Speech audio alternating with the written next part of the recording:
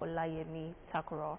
Remember that you can watch us live on Facebook at OGTV and Ogun State Television on YouTube at OGTV Abeokuta and on OGTV website www.ogtv.com.ng/live. For the latest news and reports, check us on these platforms: on X at Ogun TV, on Instagram at Ogun State Television, or you can download the OGTV app on Google and Apple Play Store. And now the news. The long-drawn battle over oil prospecting license OPL 245 has ended. President Bola Tinubu has facilitated the truce, a development expected to unlock major deep-water investments and significantly boost Nigeria's crude oil production. On resumption of operation, it is capable of adding 150,000 barrels per day to Nigeria's output. The country currently produces between 1.68 million and 1.71 million barrels per day. The president has a target of at least 2 million barrels per day. The settlement agreement reached between the federal government, NE, and Nigerian Agri Exploration Limited was concluded during a meeting presided over by the president in his office in Abuja. The Federal Executive Council has approved the implementation of a transformative exit benefit scheme that grants retiring federal civil servants a gratuity equal to 100% of their total annual emolument. Effective from 1st of January 2026, the scheme marks a significant milestone in the federal government's commitment to strengthening the welfare framework of the civil service, ensuring officers with a minimum of 10 years of service retire with dignity and financial security. This was disclosed in a statement signed by the Director of Public Relations, Office of the Head of Civil Service of the Federation, Eno Lutu.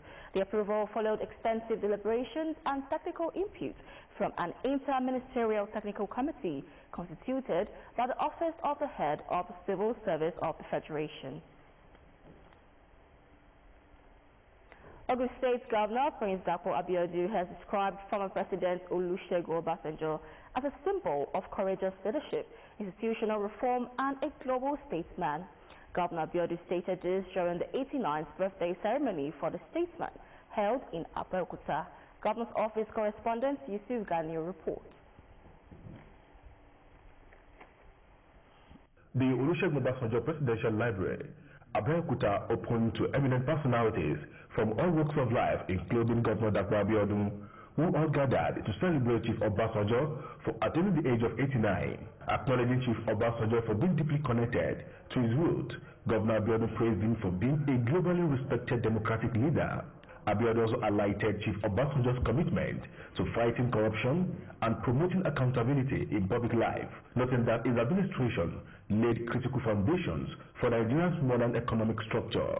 Papa Yamal has been closely intertwined with the history and development of our nation. He has achieved a life of service from the bank to becoming head of state, and the leadership as a democratically elected president. He has consistently placed Nigeria's unity, stability, and development at the center of your actions. He recalled the 2024 banking consolidation reform, which strengthened the Nigerian financial sector and made banks more stable and capable of supporting economic growth. Abiodun noted that Chief Obasanjo's reforms in the telecommunications sector opened the industry to competition, leading to an unprecedented expansion of mobile communication across the country and creating new economic opportunities through decisive policy direction. Remember the nation. The life of Chief Olusegun Obasanjo presents an important study in leadership, in public service, and in national responsibility.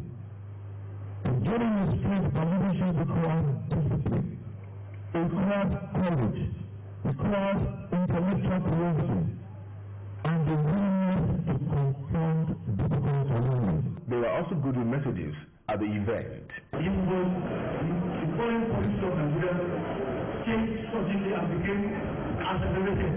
It became very, very powerful all over Africa. And when it became head of state itself, it never coming back.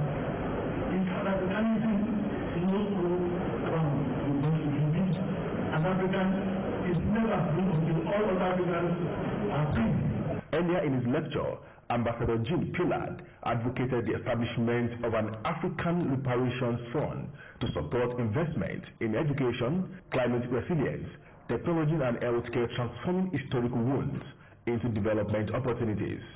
Where Pan-Africanism sought the unity of land, the Enlightenment seeks the unity of lineage. Where it fought for political independence, the Enlightenment also intellectual sovereignty. Where it nurtures cultural pride, the Enlightenment demands cultural restitution. He described Chief Obasanjo as a warrior and a statesman whose lives reflect Africa's awakening, expressing hope for deeper unity between Africa and its diaspora in pursuit of dignity, justice, and shared prosperity. Yusuf Ganilu, OGTV News.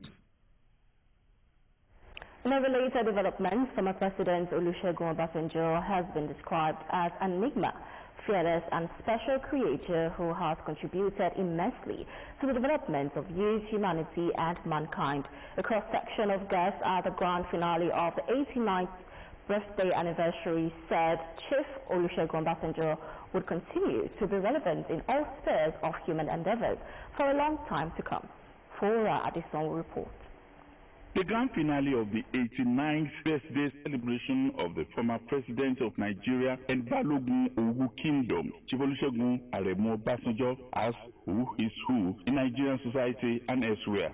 It was used to boost the elder statesman interest in youth development and leadership. We are not simply the first celebrating flowers of this institute. We are going to facilitate the school leadership and managing the certificate of leadership for school prefects.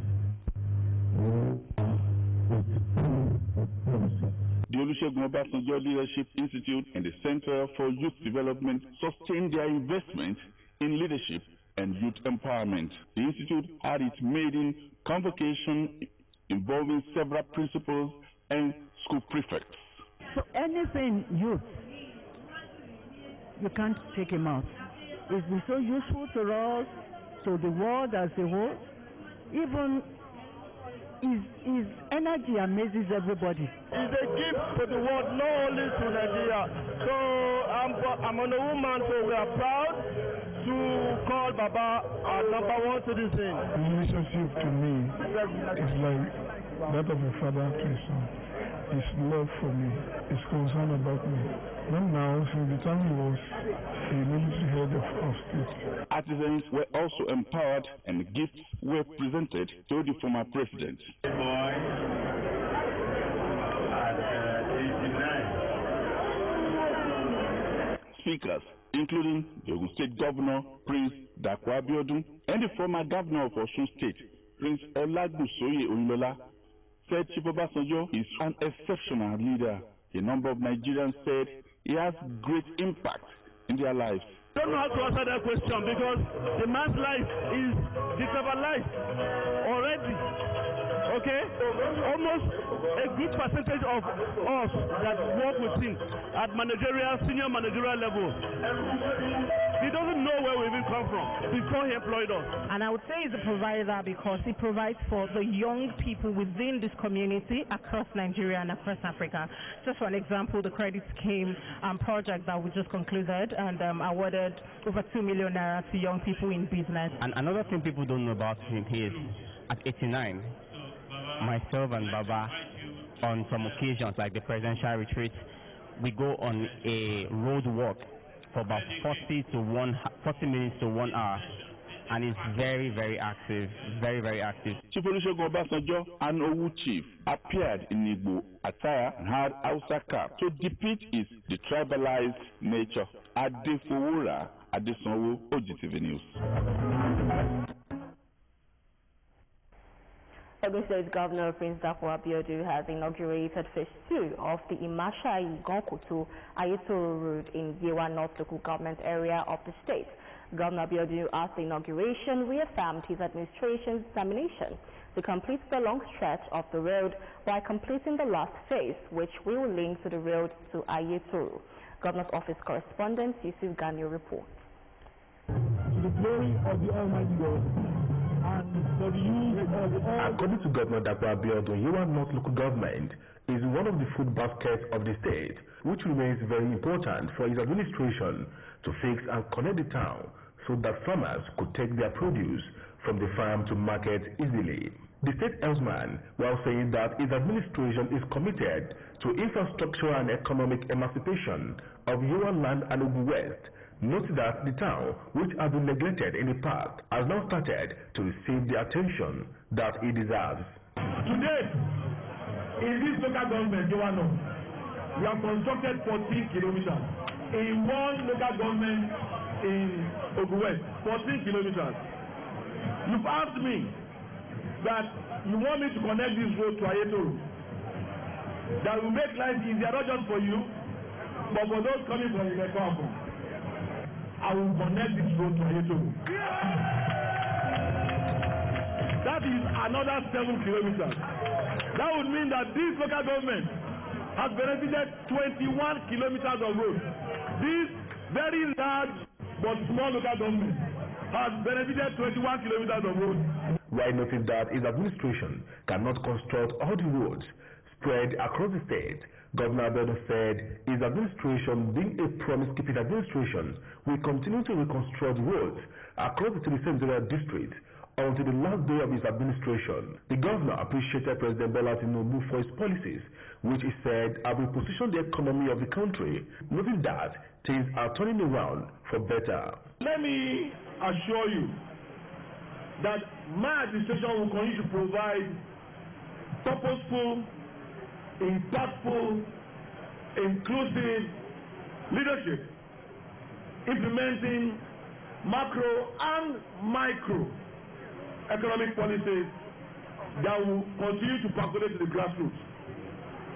From our affordable housing project, which is ranging to about 7,000, to our primary health care centers, which is about 150 fully equipped, to number of schools that we reconstructed about almost 1,500,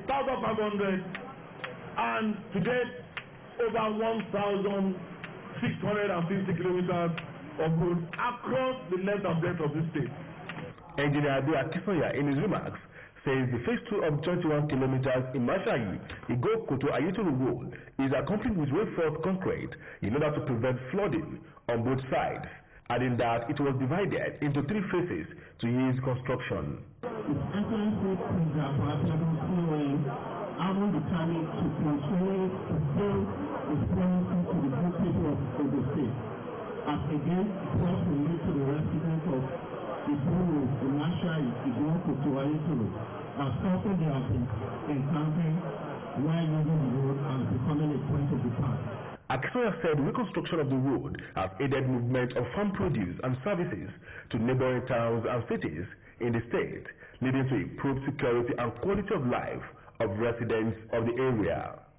Yusuf Ganiyu, OGTV News.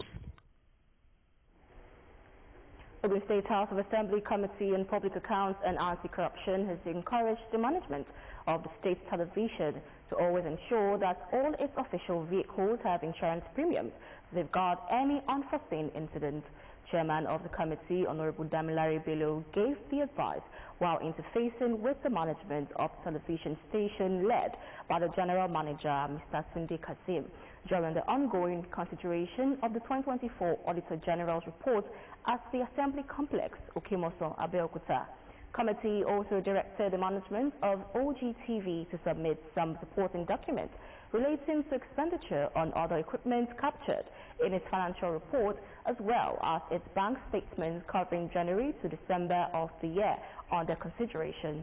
The committee equally directed the Bureau of Public Procurement, led by the coordinating head, Mrs. Bolariwa Adibowali, to submit documents containing the list of all contractors registered with the agency alongside its bank statements from January to December 2024 as part of the ongoing exercise. In the same vein, the Local Government Service Commission, led by Engineer Olanike, also appeared before the committee for the consideration of its Auditor General's report.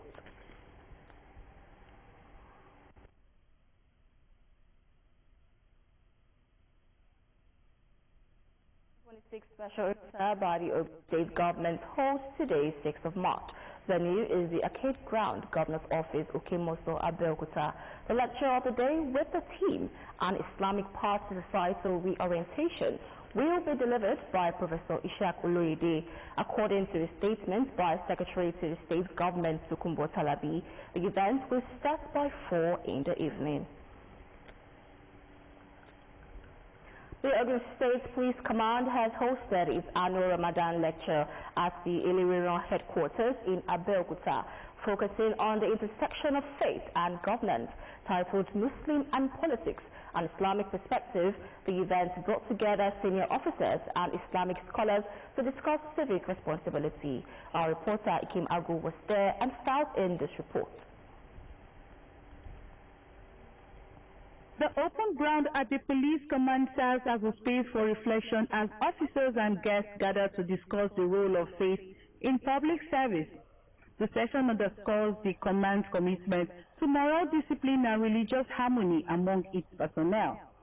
Representing the Commissioner of Police, Sarah Idowu Ehidero, welcomes the congregation, noting that the holy month of Ramadan offers a vital window for spiritual rejuvenation. She emphasizes that as a public servant, officers must mirror the justice and integrity demanded by both professional ethics and religious values.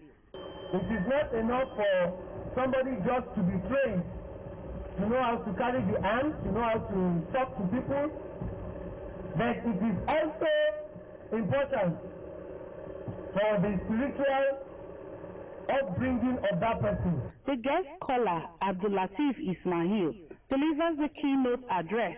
He explains that Islam does not shy away from societal affairs.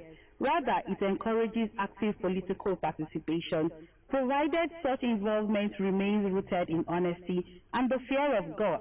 Islam encourages Muslims to participate in politics, but when Muslim wants to participate in politics, he should not forget, number one is faith. To be a leader is a responsibility that he has to be taken with care. Reinforcing this message, the Police Command Chief Imam, Abdulwahid Omikunle, reminds those in authority that leadership is a sacred trust. He warns against corruption and bias, stating that true Islamic leadership requires transparency and compassion. Essence of this very Ramadan public lecture is to inculcate the fear of God into people. We want a station whereby everybody will have the fear of Allah in his mind or her mind. Once we are able to have the fear of Allah in our mind, the system will be running well. The event concludes with Quranic recitation, goodwill messages from various departments, and cash kits were given to selected beneficiaries. Advice is for everybody. Whatever we learn in this month, we should carry it on even at the end of the Ramadan. The theme of the lecture, is a pointer to the fact that God has given us, the Muslims, the privilege to practice, to do politicking, but there are some clauses that are meant to be respected. The gathering ends with special prayer for peace, stability, and sustained good governance across the state and the nation. Ikem Agu, OGTV News. Meanwhile, the Chairman CEO of the National Hajj Commission of Nigeria, Ismail Abba, has reiterated the Commission's resolve to improve efficiency in the delivery of pilgrim services by aligning its operations with its service provider company to prevent the challenges experienced during the 2025 Hajj. He made this known in Abuja during a strategic meeting with officials of the Masharik Haba led by its board chairman, Mr. Mohammed Dangiri. The Saudi-based firm oversees services provided to Nigerian pilgrims under the government quota in the Kingdom of Saudi Arabia. According to a statement issued on Friday by the Commission, Abba said lessons had been learned from the challenges recorded in the previous exercise, including data mismatches between flight manifests, contract numbers, and accommodation allocations, which disrupted the smooth processing of pilgrims. The Federal Airport Authority of Nigeria has insisted that the cashless payment policy at Nigerian airports will remain in place, despite the confusion and complaints that trailed its recent rollout, Speaking to journalists, the airport managing director of FAN, Olubumi Kuku, said the directive remains a key government policy but assured passengers that steps are being taken to improve its implementation, following concerns raised by travelers and airport users. She explained that the decision followed guidance from the Minister of Aviation and Aerospace Development after deliberations at the Federal Executive Council. Recall that media reports stated that controversial cashless policy, which led to chaos at the airport, particularly at the Aerodrome gate, was reportedly suspended on Wednesday. The Ogun State chapter of the Nigerian Association of Women Journalists (NAWOJ) has called for collective action to nip in the bud the menace of human trafficking and irregular migration. The call came during a sensitization exercise organized by the association in collaboration with the Police Officers' Wives Association at Lafenwa Market in Abeokuta. Elizabeth Esson reports.